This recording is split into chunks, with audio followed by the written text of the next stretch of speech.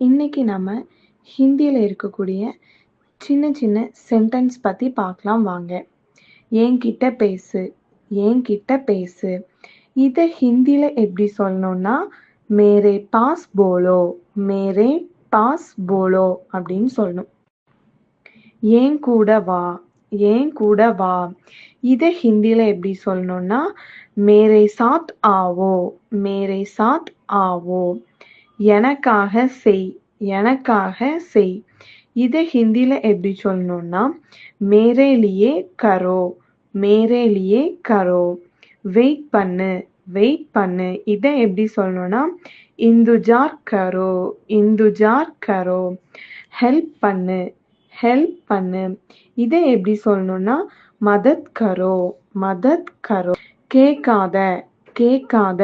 இதை எப்படி சொல்லணும்னா மத் பூச்சோ, மத் பூச்சோ. பேசாத, பேசாத.